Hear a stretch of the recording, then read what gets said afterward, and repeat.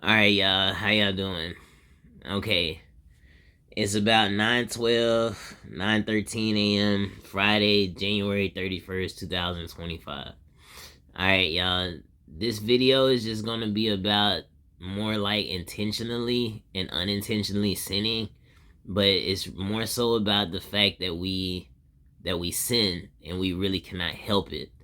So regardless of the fact of trying to help the fact that you sin and you feeling as powerful as you believe you, as mighty, as powerful, as strong as you feel as you can, as you feel that you are, based off your wants, needs, and desires, or anything in the sort, um, based off how you feel, based off you being feeling like the person that you are and everything, we all sin, and you really can't escape it. Because the only way to escape sin is to ask for forgiveness and redemption and the strength to overcome sin in order to be blessed through sin. Because simply because we all sin, we all are going to die. And in order to get to heaven, you have to ask for forgiveness and redemption of your sins. Uh, so like, with that being said, I think with this video, I'm going to go into more detail at another time, especially when it comes to wants, needs, and desires behind this stuff, because I'm not entirely certain about about wants, needs, and desires when it comes to the examples that I give from the Bible about this topic. So anyways, we're gonna get into it. So basically, we're gonna be looking in the New Testament, or sorry, we're gonna be looking like in the the little bit of the Old Testament and then part of the New Testament, where we're looking at at at Simon, at Peter's story, and then we'll be looking at Judas's story. So it's like it can be understood as intentionally and unintentionally sinning, where Peter is unintentional and Judas is intentional, right? So we'll go more into detail a little bit about it at another time, but I'm gonna try to give this to y'all really quickly, because it's not too hard to understand. You have to think about it this way, and you have to read it this way in order for you to be like, oh, okay. So it's just when it comes to connecting everything and putting everything together, you can see it and it's understood. So all right, so here, let's jump into it real quick.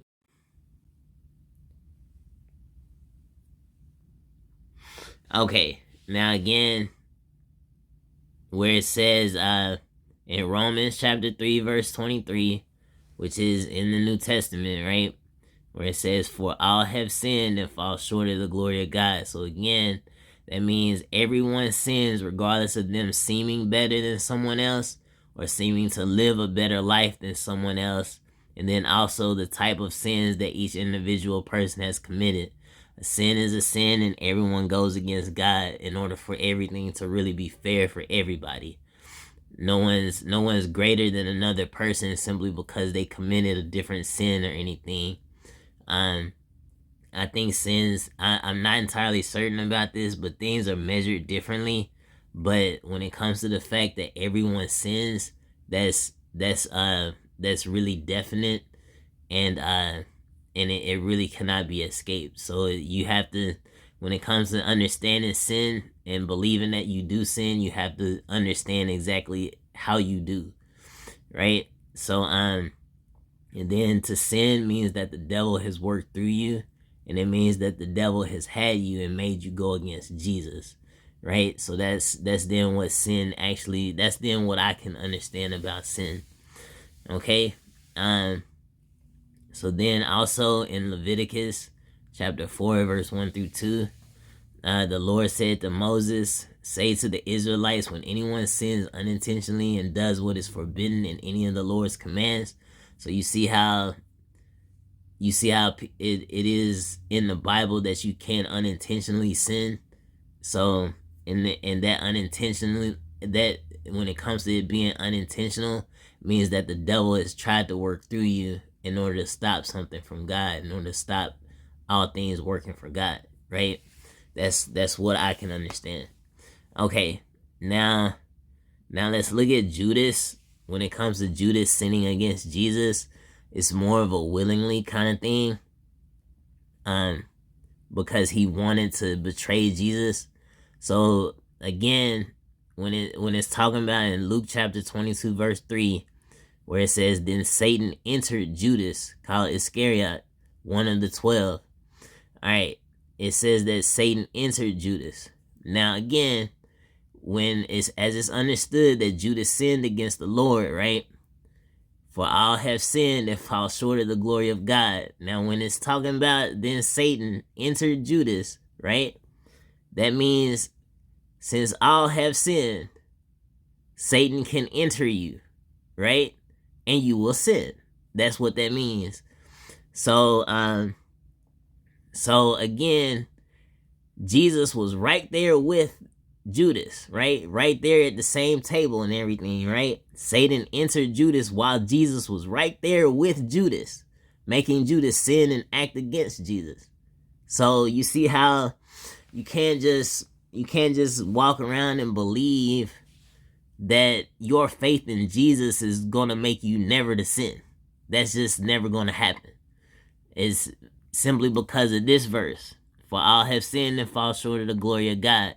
So that means, since everyone sins, that means the devil entered you at some point in time in your life, and you sinned, right? At some point in time. And ultimately, the way that I see it, since the devil is trying to keep us all from heaven, we have to continuously ask for forgiveness and redemption for every sin that we ever commit, simply because each and every day, we're more than likely you're going to sin, and you have to acknowledge exactly how you do. But anyways, let's look a little bit further into this. All right, and it says, so then Satan entered Judas, called Iscariot, one of the 12, and then Judas went to the chief priests and the officer of the temple guard and discussed with them how he might betray Jesus. All right, he consented and watched for an opportunity to hand Jesus over to them when no crowd was present, right? So this is Judas sinning. We can understand that Judas sinned against the Lord, right, by betraying Jesus, right? All right, now again, it then goes on further where it talks about how Judas actually sinned against the Lord, how Judas betrayed the Lord, right? So while he was speaking, a crowd came up, and the man who was called Judas, one of the 12, was leading them. He approached Jesus to kiss him, but Jesus asked him, Judas, are you betraying the Son of Man with the kiss? Right? So that's then how that happened. So therefore, Satan was inside of Judas at that time, making Judas sin in such way, and that's basically how Judas willingly betrayed the Son of Jesus Christ, right? And so ultimately, this is how it was done willingly, because he wanted to go against Jesus. Judas wanted to go against Jesus in such way, so he sinned against him, and that's then what the devil did willingly through him. All right. Now let's look. We're gonna look at Peter's sins. Sorry, y'all, I put this in the wrong place. Oh no, I didn't. I'm sorry. This is about Judas and John. Okay, I'm sorry. All right, now with John chapter 13 verses 21 through 30. All right, I'm at 9 minutes. Okay. All right.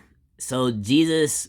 It says, after he had said this, Jesus was troubled in spirit and testified, very truly I tell you, one of you is going to betray me. His disciples stared at one another at a loss to know which of them he meant. One of them, the disciple whom Jesus loved, was reclining next to him.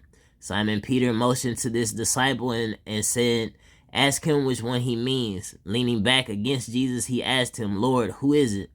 Jesus answered, it is the one to whom I will give this piece of bread when I have dipped it in the dish. Then dipping the piece of bread, he gave it to Judas, the son of Simon Iscariot. As soon as Judas took the bread, Satan entered him. right? Satan entered him, right?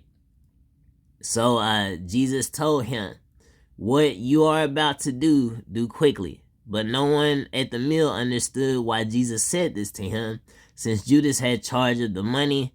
Some thought Jesus was telling him to buy what was needed for the festival or to give something to the poor. As soon as Judas had taken the bread, he went out, and it was night. Okay, now again, Jesus already knew that one of the disciples would betray him, and that disciple being Judas. I already knew it because Jesus is God, right? All right. Now again, Satan entered him as soon as Judas took the bread from Jesus. Now again, we can still look at the rest of everybody else when it comes to all the other disciples, because it said no one at the meal understood why Jesus said this to Judas, right? Even though it was already said, very truly I tell you, one of you is going to betray me, right? One of you is going to betray me. Jesus already said that, and then they begin to ask, who is it, right?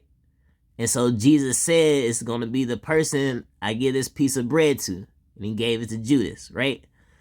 So that's, I'm venturing off to look into it as the other disciples were then in sin, or the devil had entered them as well, because they were confused, even though Jesus already said something, and then they asked a question.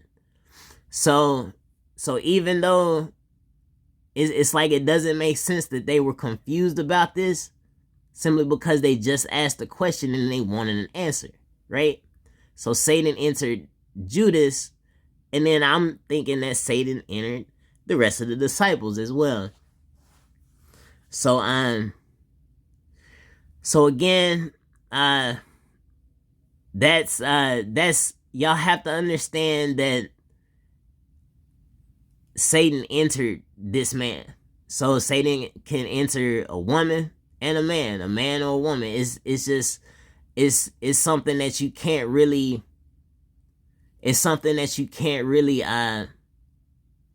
stop, really, because you're going to sin. It's something, as is already understood by Romans 3:23, that for all have sinned and fall short of the glory of God. So that's just there. All right. Now we're gonna look at Peter's sins, where he sinned against Jesus unwillingly. All right. So now let's look at this, where Matthew chapter 16, verse 21 through 22, where it says, from that time on, Jesus began to explain to his disciples that he must go to Jerusalem and suffer many things at the hands of the elders, the chief priests, and the teachers of the law, and that he must be killed, and on the third day be raised to life. All right. Now Peter, looking at this verse here, it's seeming as if Peter truly loves the Lord, right? Peter is speaking as if he truly loves the Lord. So Peter took Jesus aside and began to rebuke him.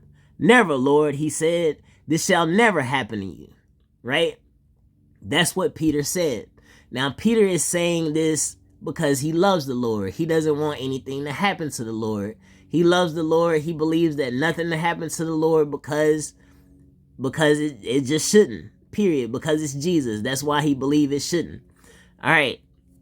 Now again, as we move forward in Matthew chapter 16, verse 23, Jesus turned and said to Peter, get behind me, Satan. You are a stumbling block to me. You do not have in mind the concerns of God, but merely human concerns. All right. Now Jesus already told Peter the plan and everything that was going to happen, that Jesus was going to suffer, and that Jesus was going to be killed and then raised on the third day, right? That's what Jesus already said. Now again, it doesn't say anything about the devil entering Peter at this time. But as we can understand from before, from Judas, where Satan entered him, Peter took him aside and began to rebuke him. Never, Lord, he said, this shall never happen to you. All right. And then Jesus turned and said to Peter, "Get behind me, Satan." Right? Because then obviously Satan entered Peter at this time, but it doesn't say it, but it's there because Peter sins. And Jesus has to save everybody from their sins. Now, even though Peter truly loves Jesus, and he's just trying to love the Lord and say that nothing like that will ever happen to you, like Jesus will never be killed and never have to suffer or anything like that. That's what Peter is meaning. Peter is unintentionally sinning against the Lord, even though the Lord has said what will come to pass and what will happen, right? So because Satan had went into Peter at that time, making him say such a thing against Jesus, even though Peter meant to love Jesus, it is definitely understood that Peter still does sin, even though he's trying not to, right? Even though he's trying not to, as he's trying to love Jesus, period, right? Now, even though, to go further on with this, Peter is then trying to proclaim his love to Jesus, period. He's trying to continue to proclaim his love to Jesus. So then in Matthew chapter 26, verse 31 through 35, then Jesus told them, "This very night you will all fall away on account of me, for it is written, I will strike the shepherd, and the sheep of the flock will be scattered. But after I have risen, I will go ahead of you into Galilee." Peter replied, "Even if I'll fall away on account of you, I never will." That's what Peter is saying. Truly, and then Jesus says, "Truly I tell you, this very night before the rooster crows, you will disown me 3 times. But Peter declared, "Even if I have to die with you, I will never disown you." And all the other disciples said the same, right? So again, as we kind of all know the story of Peter, as Peter then would go on to deny the Lord multiple times, in from Matthew chapter 26, verse 69 through 75, where after, as Jesus is I think going to jail or getting crucified or such, as Jesus is being arrested, I believe. So Peter was sitting out in the courtyard, and a servant girl came to him. "You also were with Jesus of Galilee," she said. But he denied it before them all. "I don't know who you're talking about," he said. Then he went out to the gateway where another servant girl saw him and said to the people there, "This fellow was with Jesus of Nazareth." He denied it again. Peter denied it again. "I don't know the man." After a little while, those standing there went up to Peter and said, "Surely you are one of them. Your accent gives you away." Then he began to call down curses and swore to them, "I don't know the man." Immediately the rooster crowed. Then Peter remembered the words Jesus had spoken, "Before the rooster crows, you will disown me 3 times." And he went outside and wept bitterly. Now, y'all, I'm really sorry. I'm trying to make this video short, but as y'all can see, it's definitely understood that the devil can work through anybody. You see how much Peter was trying to love Jesus, is trying to stay as steadfast, as diligent, as loving, as caring, as everything toward Jesus. Peter tried that and still sinned, right? And it's like it's even though it's foretold that he was going to sin in such way. So it's foretold that everyone is going to sin, regardless of you trying to love the Lord. So y'all really have to understand, because I know there's a lot of people in the world who just believe that as long as they have faith, then they're completely fine. As long as they love Jesus, they're completely fine. And that's, again, just like Peter. And it's like it would seem to be that way based off how organized you are in your life, and how strict you may do things, or how quickly, how efficiently you may do things, and how well you may do them, or how well you may know them and stuff, being able to speak clearly and all this other stuff. It's like, it's really serious that for all have sinned and fall short of the glory of God. And so So the problem is, a lot of people, like when it comes to me talking about this, a lot of people do not want to hear that the devil can enter you at any point in time in your life, right? No one really wants to hear that, because people believe as long as they love Jesus, then the devil will never get them, right? People really believe that. And it's just like, for all have sinned and fall short of the glory of God. And so it's really serious that y'all understand that. It's really serious that y'all understand that, because you won't be able to grow in your faith without understanding you must be faithful to the fact that God has said that you sin, right? So you have to be faithful to that, and it's really serious, and it's like you won't be able to grow because you're not believing in something that the Lord has told you that you do, such as sin, right? So yeah, as we can see that Judas sinned willingly and Peter sinned unwillingly. And so but regardless, they both sinned, and so regardless, Jesus still has to save them, period, right? It has to save everybody, for all have sinned and fall short of the glory of God. So regardless of you trying to love Jesus as much as you absolutely feel that you do and everything, you still will sin. Regardless of how many times you go to church and how much you profess your love for Jesus in the church, such as song and dance and all that other stuff, and maybe being on Facebook or even on X or just social media, period, and all this other stuff, it's still really serious that you still sin, and you have to take account for those sins. So ultimately, a lot of people have to understand how they sin, right? And that's gonna be my journey. I'm trying to help people understand. It's difficult because people really do not want to believe that the devil can enter them, right? So it's just like with Peter's story. The devil entered him, and Jesus was just like, "Get behind me, Satan," right? Sorry. Oops. No. Alright, sorry. And Jesus was like, "Get behind me, Satan," right? Because then Satan had entered Peter at that time, just as Satan had entered Judas at that time, right? So yeah, y'all, it's really serious. So that's all I got. And I love y'all, and y'all just really have to keep the faith and keep praying. But it's about 9:35 a.m. Friday, January 31st, 2025. Christ Jesus Christ, as I prayed before making this video. Excuse me.